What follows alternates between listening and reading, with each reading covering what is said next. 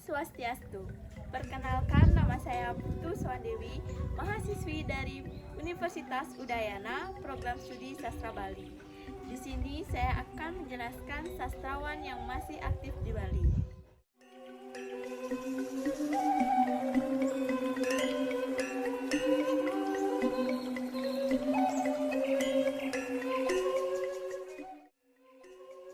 Keberadaan kesusastraan Bali sampai saat ini merupakan sejarah yang cukup panjang. Perkembangan kesusastraan Bali Purwo, khususnya yang tertulis, juga memiliki sejarah yang cukup panjang. Erat kaitannya dengan kehidupan masyarakat dalam menjaga warisan leluhurnya. Di Bali sendiri, diawali dari zaman Bali kuna, khususnya yang tertulis, yang terdapat di dalam prasasti yang berbentuk Purana. Setelah datang pengaruh dari Jawa, maka kesusastraan Bali semakin berkembang dalam bentuk yang lebih kompleks, dengan bahasa Jawa kuna sebagai pengantarnya. Kesusastraan Bali Purwo telah banyak ditulis kembali ke dalam huruf Bali. Namun, keberadaannya sampai saat ini belum mendapatkan perhatian yang lebih serius, terutama dalam media penyampaian yang lebih mutakhir agar terhindar dari kepunahan. Salah satu pengawi yang masih aktif menulis karya sastra Bali Purwo hingga saat ini adalah Bapak Iwayan Suardike. Bapak Iwayan Suardike adalah seorang pengawi yang berasal dari wilayah Nusa Penida. Beliau bertempat lahir di Plilit 8 Juni 1989.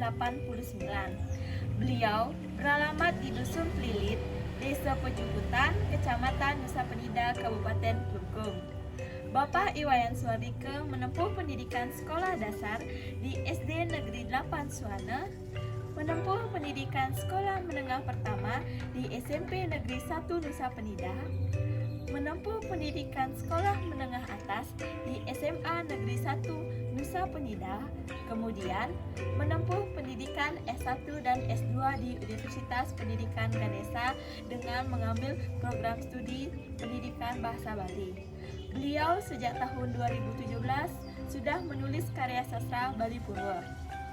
Bapak Iwayan Suardike dalam proses kreatif menciptakan karya-karya sastra Bali Purwo telah melahirkan 5 karya sastra yang sangat penting bagi peradaban batin Bali, yaitu Geguritan Kipati Ganjire, Geguritan Jangkang Plilit, Geguritan Itaru Titiran, Geguritan Ramayana, Geguritan Kemasanti, dan Babat Tari Sakral. Karya sastra Bali Purwo Iwayan Suardike yang paling terkenal di kalangan masyarakat adalah Geguritan Kipati Ganjire. Geguritan ini menceritakan seorang laki-laki dari desa Kilayugiri yang masih muda, pintar, dan tampan yang ingin melaksanakan brahmacari asrama di Pesraman Giri Wana Kulantir. Suatu hari, ia berpamitan kepada orang tuanya jika akan pergi ke Pesraman untuk mencari ilmu. Kemudian, ia diberikan izin untuk melaksanakan brahmacari asrama.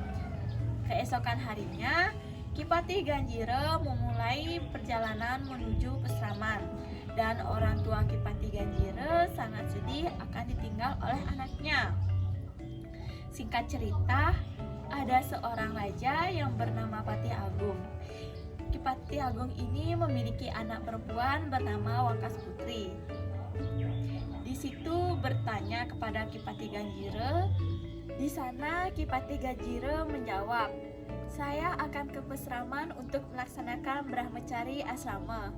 Lalu Patih Agung berkata, "Wahai anak muda, seumuran Anda sudah memiliki pemikiran untuk masa depanmu." Lalu Wangkas Putri ingin juga ikut dengan Kipati Ganjire untuk melakukan brahmacari asrama. Keesokan harinya, Kipati Ganjire melakukan perjalanan ke Pesraman tersebut. Tiba-tiba di tengah perjalanan, kaki Wangkas Putri digigit ular. Lalu Kipati Ganjire meminta pertolongan kepada masyarakat di sana. Diobatilah kaki Wangkas Putri. Setelah diobatinya kaki Wangkas Putri, lalu Kipati Ganjire bertanya kepada masyarakat di sana, "Di manakah letak Pesraman Giri Wana Kulantir?" apakah masih jauh dari tempat ini? Lalu masyarakat tersebut menjawab, inilah tempat peseraman Giriwana Kulantir yang kamu cari. Kebetulan saya adalah murid dari peseraman tersebut. Lalu diantarkan Kipati Ganjira bertemu guru yang berada di peseraman. Singkat cerita, sudah 4 tahun Kipati Ganjira mencari ilmu, dan usai sudah pencarian ilmu di peseraman itu. Sebelum kembali pulang, Wangkas Putri bertanya kepada Kipati Ganjira, apakah kamu sudah mempunyai wanita atau ada wanita yang kamu sukai di peseraman ini? Lalu Kipati Ganjira menjawab, ada. Wanita tersebut adalah kamu. Lalu mereka berdua menjalin hubungan. Keesokan harinya, Kipati Ganjira dan Wangkas Putri pamit dari peseraman itu untuk kembali pulang. Di tengah perjalanan, mereka berdua menyeberang laut, dan pada saat itu ombak laut sangat besar.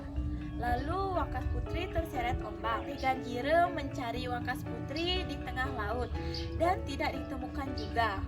Wangkas Putri ditemukan oleh seorang raja. Setelah Wangkas Putri selamat, Wangkas Putri mencari Kipati Ganjira di tepi laut sebelumnya. Lalu ditemukan Kipati Ganjira dalam keadaan yang sangat lusuh. Setelah itu, mereka berdua memutuskan kembali pulang. Singkat cerita, Wangkas Putri dan Kipati Ganjira pun menikah. Ada salah satu keluarga Kipati Ganjira yang tidak suka dengan Kipati Ganjira karena beliau menikahi seorang anak raja. Lalu keluarga yang tidak suka dengan Kipati Ganjira ini berinisiatif agar Kipati Ganjira tersebut sengsara.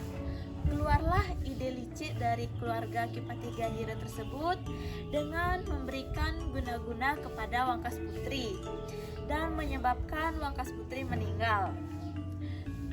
Singkat cerita, setelah Wangkas Putri meninggal, kemudian Kipati Ganjira diangkat sebagai anak raja oleh ayah Wangkas Putri dan menjadi raja di kerajaan Watu Medang dan meneruskan kerajaan tersebut.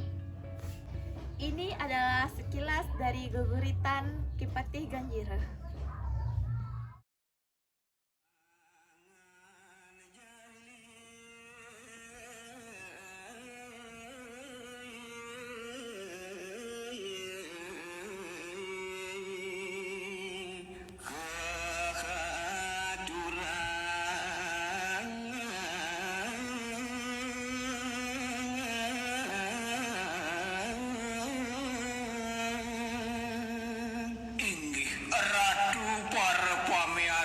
Sanidahat mustika yang didiang, sedurung didiang matur-atur, lugera yang didiang aturang pengastungkar panganjali umat. Om Swastiastu, Om Awignamastu, Namo Sidam. Maring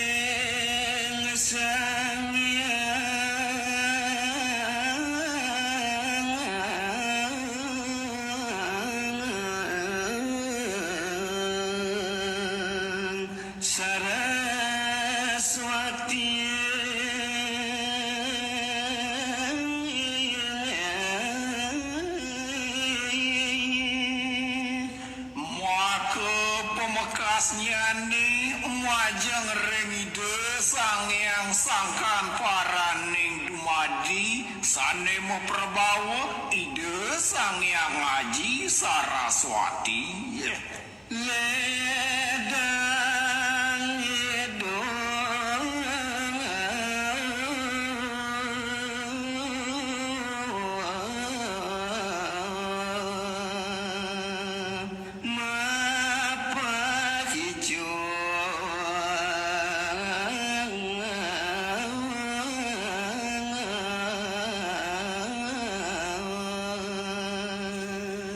santukan wandah sangkaning kelek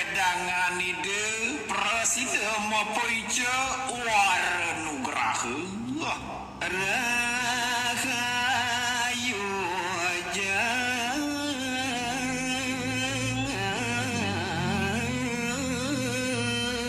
jagatin sami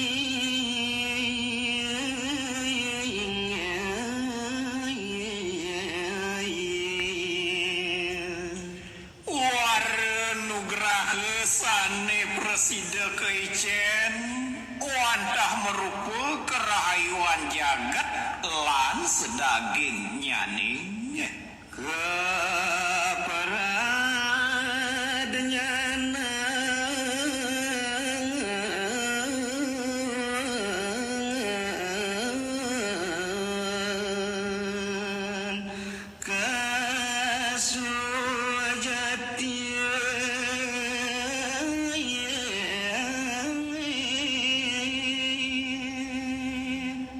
Sandring punika presiden taler keicen kewagedan utawi keririhan sane kesujatiannya ne wantah meresidayang keanggen ulih maka sami jatme bekal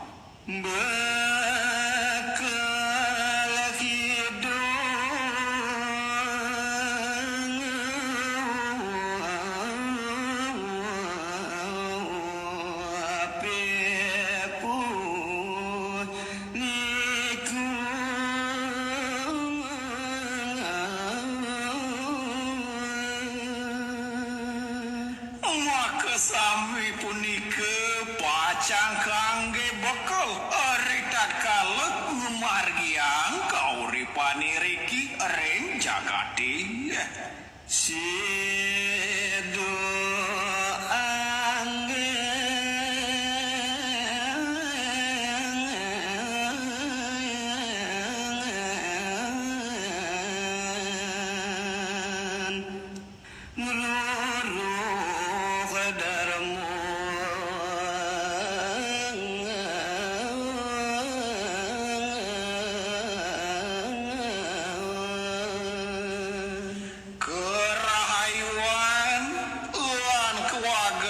sane sampun keicen meresidayang pacang keangge pina kedasar melaksana nganutin ajaran kedarmanestan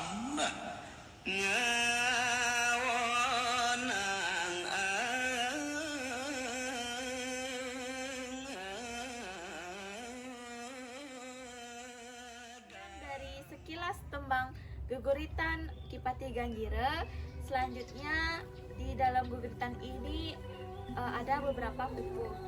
Ada 9 pupuh yang dipakai dalam guguritan Kipati Ganjire ini, yaitu pertama pupuh Sinom, kedua pupuh Ginade, ketiga pupuh Semarendane, yang keempat pupuh Ginanti, yang kelima pupuh Durme, yang keenam pupuh Mas Kumambang, yang ketujuh pupuh Dananggule, yang kedelapan pupuh Megatruh, yang kesembilan pupuh Pangkur. Amanat yang bisa kita ambil dari guguritan Kipati Ganjire ini adalah carilah ilmu sebanyak-banyaknya selagi masih muda, agar lain waktu bisa menjadi orang yang berguna untuk diri sendiri, nusa, dan bangsa. Saya yakin karya sastra guguritan Kipati Ganjire ini tidak hanya lembut untuk dinyanyikan, tapi memuat sari-sari pikiran yang sangat berharga untuk anak muda di kalangan masyarakat. Dengan demikian, Bapak Iwayan Swadike telah membuktikan dedikasinya bahwa mengabdi di jalur sastra dengan cara meyase sepanjang yuse. Om Santi Santi Santi Om.